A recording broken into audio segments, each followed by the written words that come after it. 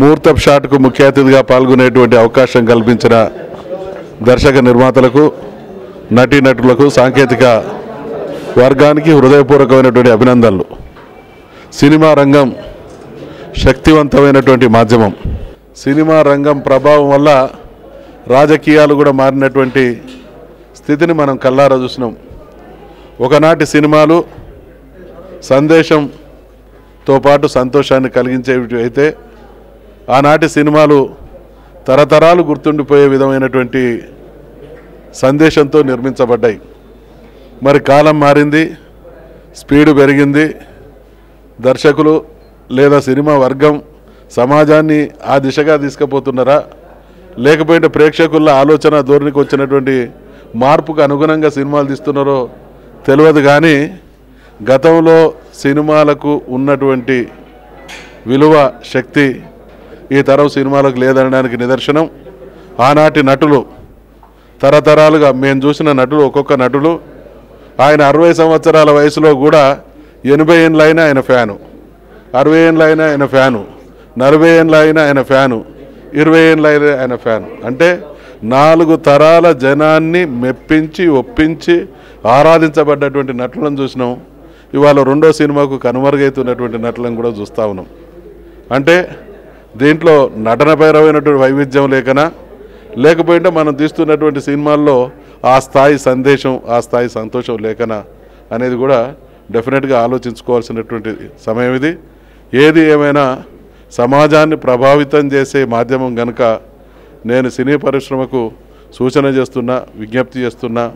మనం మెరుగైన సమసమాజం దిశగా ఈ సమాజం పరిణామం చెందడంలో సినిమా రంగం తనదైన పాత్ర పోషించాలని సూచిస్తూ, ఆశిస్తూ సెలవు. జై తెలంగాణ.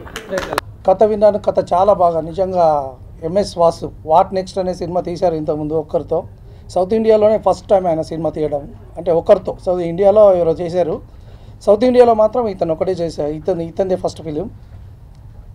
కథ చెప్పిన తర్వాత నేను అంటే ఇంత బడ్జెట్ పెట్టగలవా అని చెప్పిన తర్వాత ప్రొడ్యూసర్ పుల్లూరు నవీన్ గారు, వ్యాపారస్తులు ఆ కథ నమ్మి నవీన్ గారు ఇంత బడ్జెట్ పెట్టడానికి, అంటే నాలాంటి వాళ్ళకి చిన్న యూత్ పిల్లలు చిన్న ప్యాడింగ్ ఉన్న దానికి 2 కోట్ల బడ్జెట్ పెట్టడానికి ముందుకు వచ్చారంటే అతని కథ మీద ఉన్న నమ్మకంతో.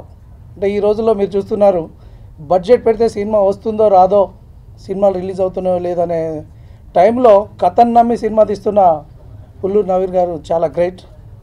నేను 2007లో ఓన్ ప్రొడక్షన్లో 70s క్రియేషన్ అనే బ్యానర్లో సౌత్ ఇండియాలో ఒకే ఒక క్యారెక్టర్తో సినిమా మొత్తం 1:45 నిమిషాల స్టోరీతో ఒకే character after war movie, India Pakistan యుద్ధం జరుగుతూ ఇండియన్ సోల్జర్ దట్టమైన అడవుల్లో పడిపోతే అక్కడి నుంచి ఎలా బయటపడ్డాడు అనే స్టోరీ లైన్తో సినిమా చేయడం జరిగింది. ఇది మన ఏపీ చాంబరు తెలుగు సినిమాలో నాది హిస్టరీ రికార్డులో క్రియేట్ చేయబడ్డది. దాని తర్వాత ఒక 4-5 ఇయర్స్ టైం తీసుకొని ఇప్పుడు నేనే కథ, మాటలు, స్క్రీన్ ప్లే సమకూర్చుకొని 4-5 ఇయర్స్ రాసుకున్న స్టోరీని, అదే బాక్స్. అంత ఎక్స్పీరియన్స్ అయితే లేదు, ఇక్కడ ఉన్న వాళ్ళందరూ ఆల్రెడీ చాలా experienced. And sir already 4 movies చేశారు. And first of all I would want to thank producer garu and everyone, thank you so much. And మా డైరెక్టర్ వాసు గారు, ఇంతకుముందు వాళ్ళు చెప్పినట్టు స్టోరీ ఎక్సలెంట్గా ఉంటుంది. అండ్ ఏదైతే బాక్స్ టైటిల్ ఉందో కరెక్ట్గా యాప్ట్ అవుతుంది స్టోరీకి.